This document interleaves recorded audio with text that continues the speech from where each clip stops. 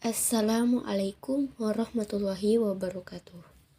Alhamdulillahirabbil alamin. Assalatu wassalamu ala asrofil anbiya'i wal mursalin sayyidina wa maulana Muhammadin wa ala alihi wa sahbihi ajmain. Amma ba'd. Perkenalkan, nama saya Nur Latifah, nomor induk mahasiswa 210104030046, lokal 21C2, jurusan Manajemen Dakwah, Fakultas Dakwah dan Ilmu Komunikasi. Pada kesempatan kali ini, saya ingin menyelesaikan tugas ujian akhir semester mata kuliah Manajemen Dakwah yang diampu oleh Ibu dosen Rizkiatul Hasanah SOSMSOS. Sebelum memasuki ke pembahasan, ada kalanya lebih baik kita mengetahui dulu judul dan pembagian materi yang saya akan jelaskan. Yang pertama yaitu budaya organisasi dalam manajemen dakwah. Budaya organisasi dalam manajemen dakwah terbagi menjadi manfaat perencanaan, jenis-jenis perencanaan dakwah, sasaran dasar perencanaan dakwah, sisi kelembutan sebuah perencanaan. Materi yang kedua yaitu pengorganisasian lembaga dan kegiatan dakwah. Di dalamnya ada bentuk-bentuk organisasi dakwah, desain perorganisasian, strategi dan struktur dakwah, komunikasi dan desain organisasi, tujuan perorganisasian. Masuk yang ketiga yaitu uraian pekerjaan dan hierarki kerja. Yang pertama yaitu manajemen puncak, yang kedua manajemen tingkat menengah, dan yang terakhir manajemen lini pertama. Pada materi keempat yaitu kewenangan dan tanggung jawab, jenis-jenis wewenang, batas-batasan wewenang, ragam bentuk tanggung jawab. Yang kelima yaitu memimpin dan menggerakkan kegiatan organisasi dakwah. Yang pertama yaitu penggerakan dakwah, yang kedua pemberian motivasi, yang ketiga melakukan bimbingan, yang keempat menjalin hubungan, yang kelima penyelenggaraan komunikasi, dan materi terakhir yaitu motivasi dan pengaruh pimpinan. Di sini banyak pembagiannya yaitu pengendalian dakwah, unsur dan proses pengendalian, fungsi pengendalian dakwah, efektivitas manajerial, produktivitas organisasi, evaluasi dakwah, dan evaluasi perencanaan dakwah. Langsung saja ke pembahasan yang pertama, budaya organisasi dalam manajemen dakwah dan perencanaan dakwah strategis. Manfaat perencanaan.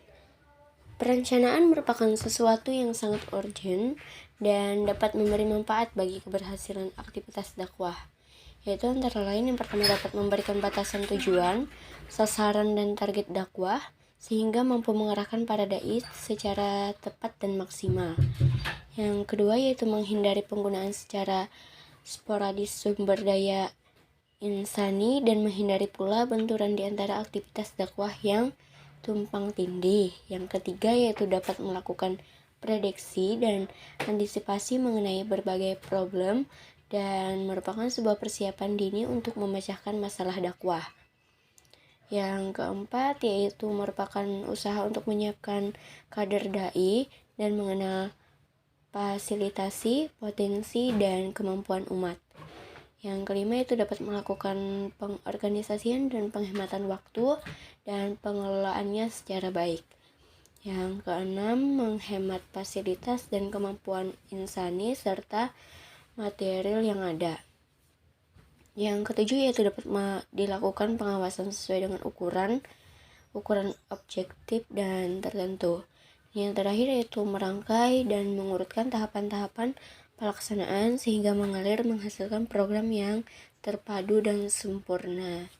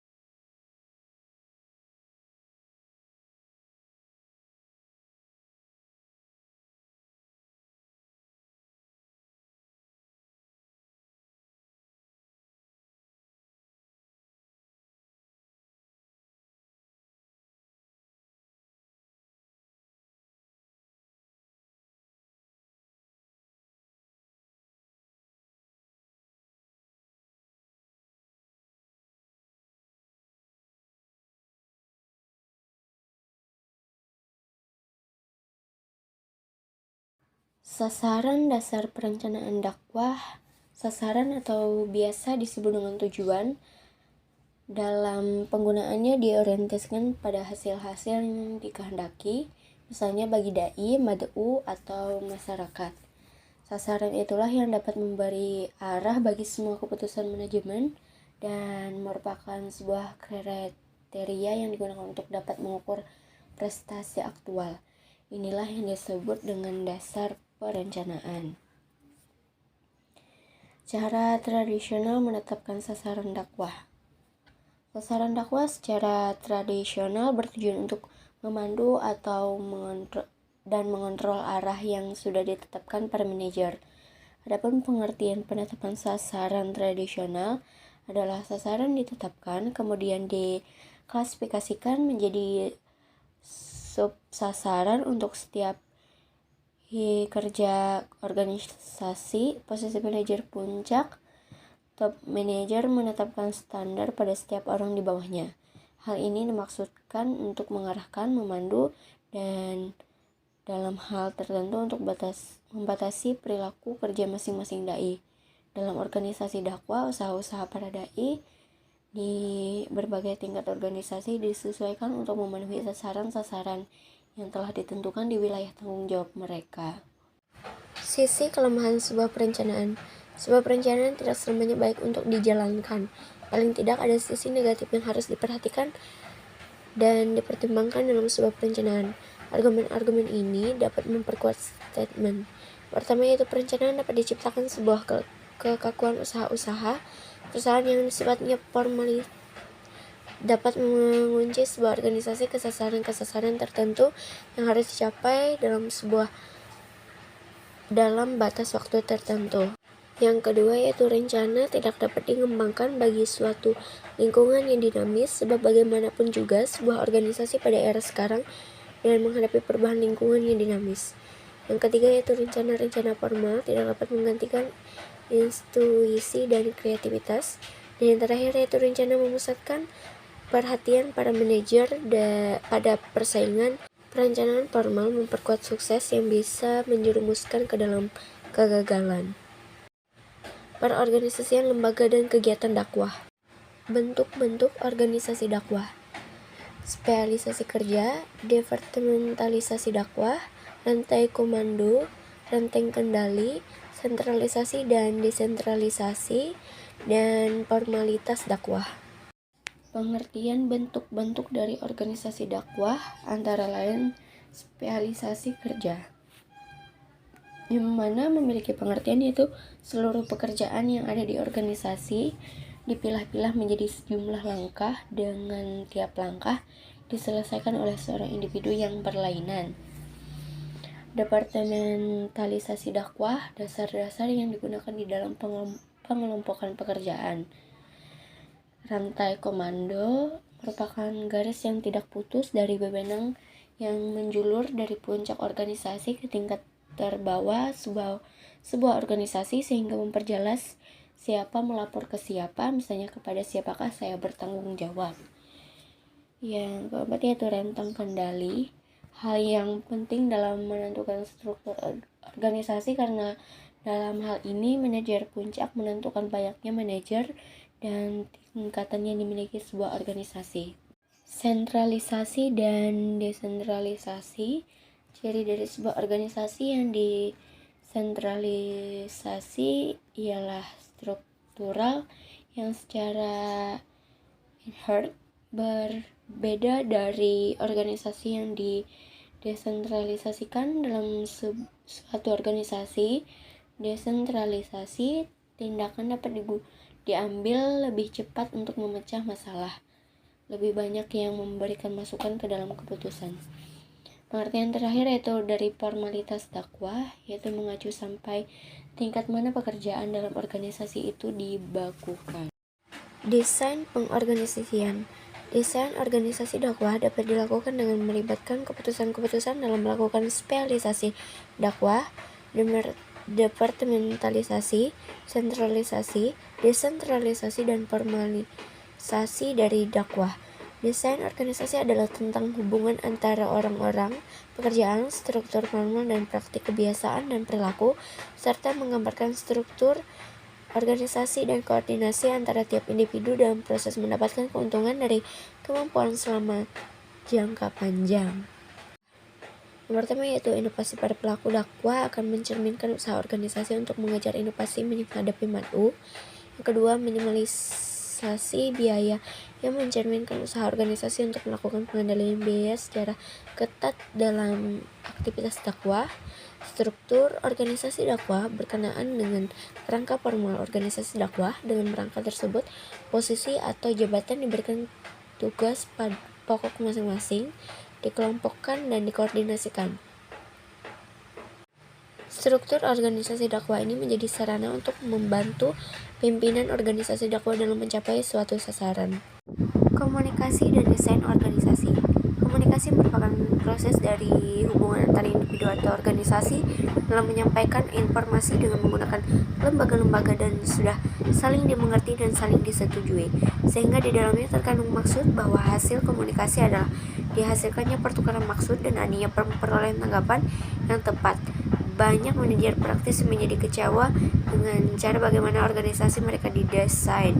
Sampai beberapa tahun lalu, manajer dirasa kurang berani dalam memodifikasi struktur organisasi klasik. Bahkan sebagian manajer menolak adanya tantangan eksperimen dan inovasi yang ditawarkan. Akan tetapi, pada era sekarang banyak manajer pada akhirnya dapat mengatasi halangan tersebut.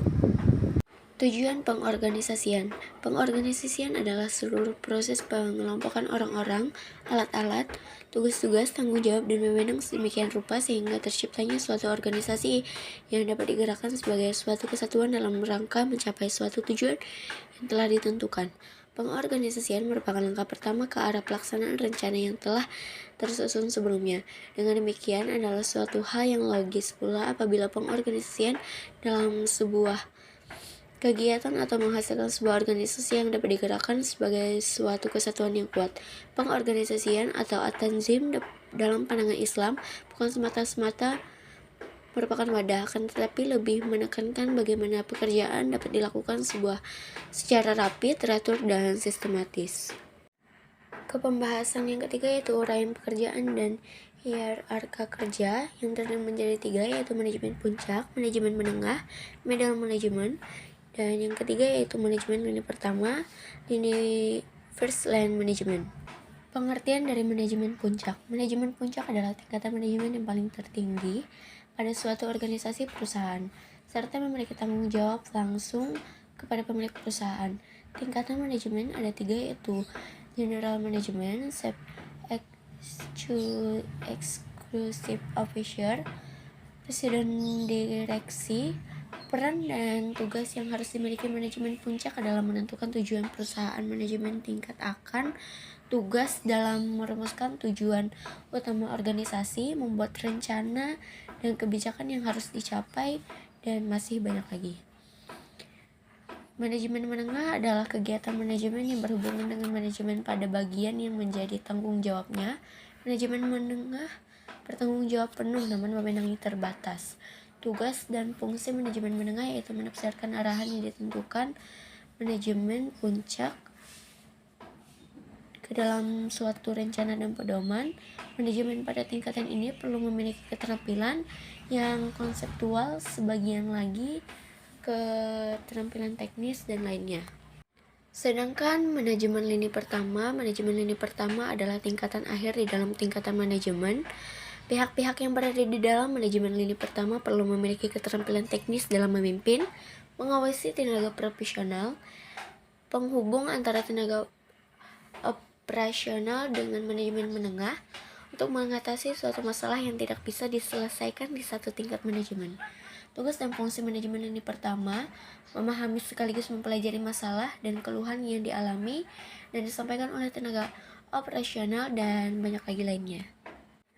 Kepembahasan kewenangan dan tanggung jawab. Di sini ada beberapa materi yaitu jenis-jenis wewenang, batas-batas wewenang, dan ragam bentuk tanggung jawab. Jenis-jenis wewenang. Wewenang merupakan hasil pelimpahan wewenang dari atasan kepada bawahan dalam organisasi atau perusahaan. Jenis-jenis wewenang hierarchy terbagi atas menjadi 3, yaitu line authority, staff authority, dan functional authority.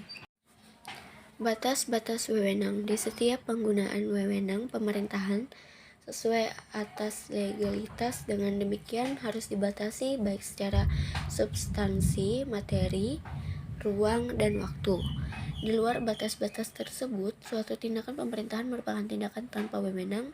Tindakan tanpa wewenang dapat berupa substansi, wilayah, dan waktu. Apabila tidak terpenuhi 3 komponen legalitas tersebut, maka mengakibatkan cacat yuridis dan batal demi hukum. Cacat yuridis menyangkut wewenang, prosedur, substansi. Wewenang dan prosedur merupakan landasan bagi legalitas formal. Ragam bentuk tanggung jawab. Dalam Kamus Besar Bahasa Indonesia, yang dimaksud dengan tanggung jawab adalah keadaan wajib menanggung segala sesuatu jika terjadi apa-apa boleh dituntut, dipersalahkan, dan diperkarakan. Tanggung jawab juga berkaitan dengan kewajiban. Kewajiban adalah sesuatu yang dibebankan terhadap seseorang. Kewajiban merupakan bandingan terhadap hak dan dapat juga tidak mengacu kepada hak.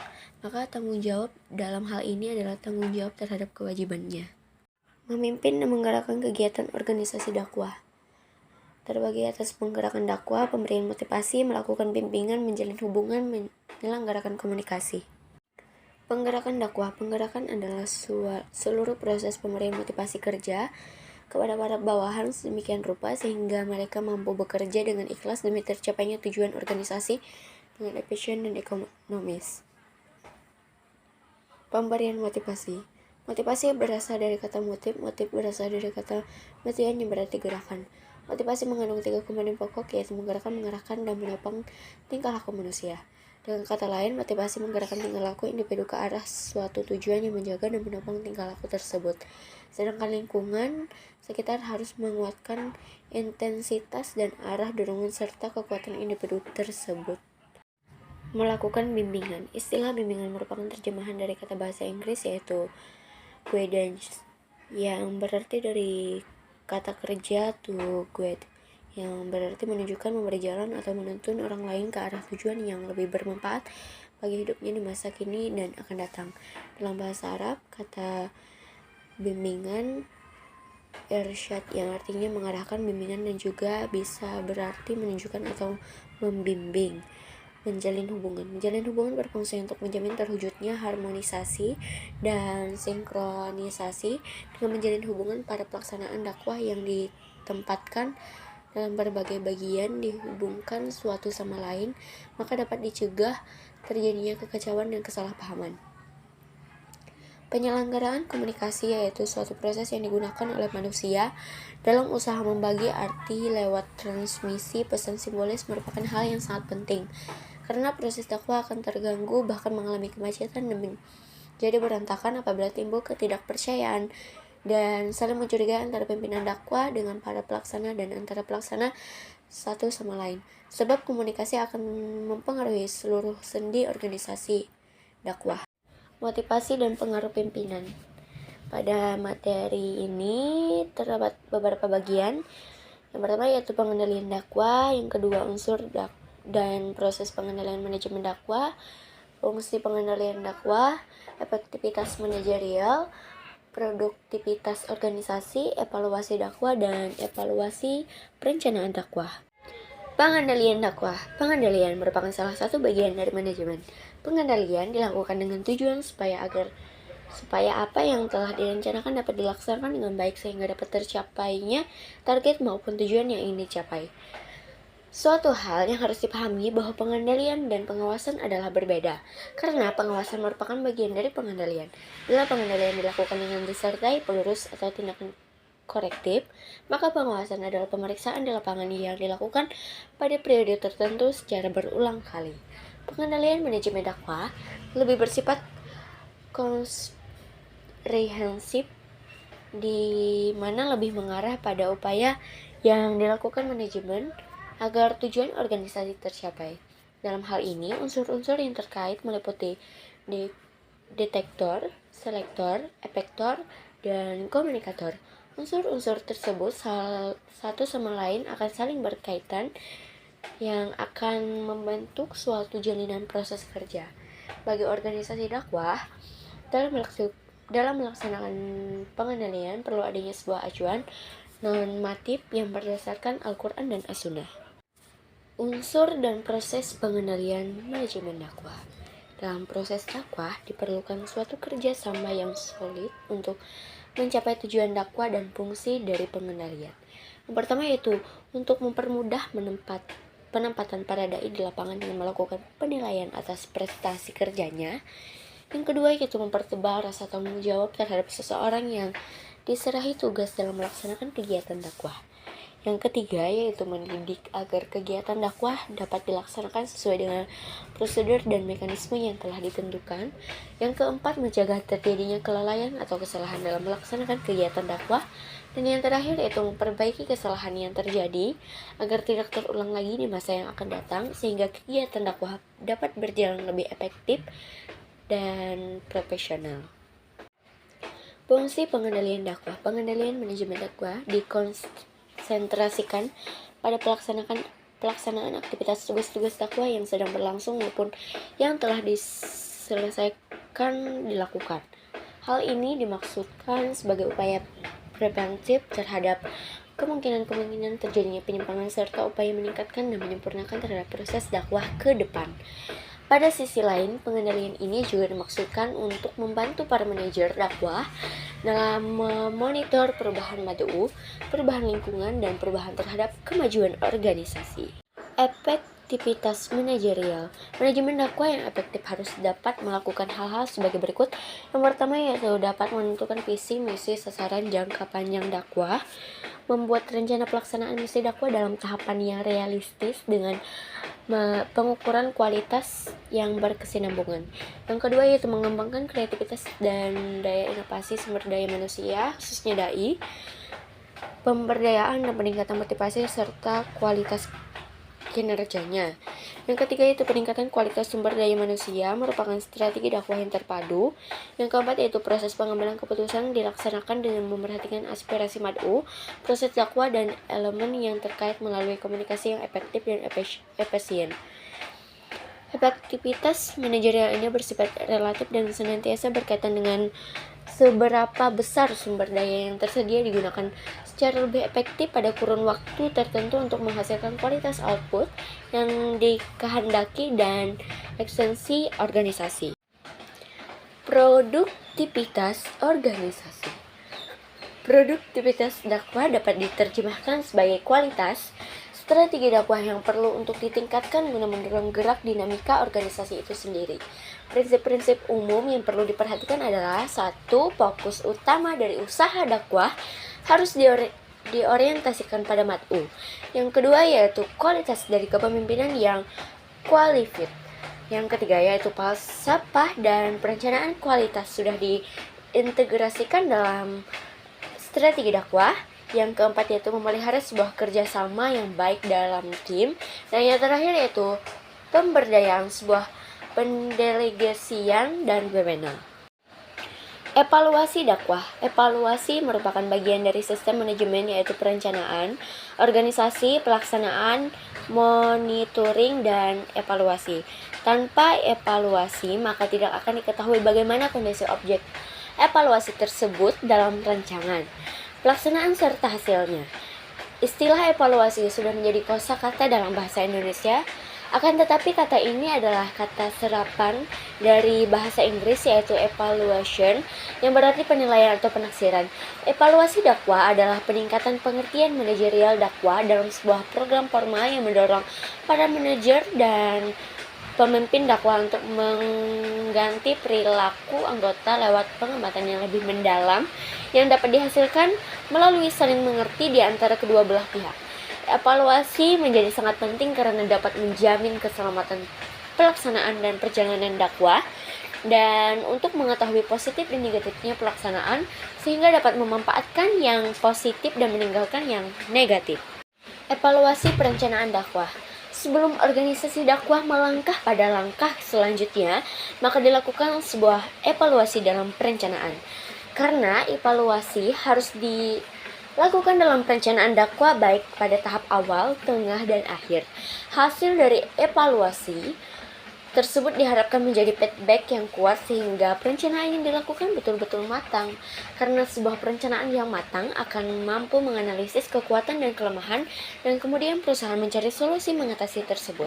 Kematangan sebuah perencanaan itu terlihat setelah dilakukan evaluasi. Evaluasi terhadap berbagai perencanaan dilakukan enggan melakukan berbagai uji indikator yang telah dipersiapkan dan diantisipasi sebelumnya. Tujuan evaluasi atas perencanaan dakwah agar perencanaan dakwah berjalan dengan lancar sesuai dengan tujuan. Demikian penjelasan dari saya, pemaparan materi dari saya untuk menyelesaikan tugas akhir semester mata kuliah manajemen dakwah. Semoga yang melihat dan menonton video kali ini, apabila ada kesalahan mohon dimaafkan. Salah hilap mohon maaf. Wabillahi taufiq wal hidayah. Wassalamualaikum warahmatullahi wabarakatuh.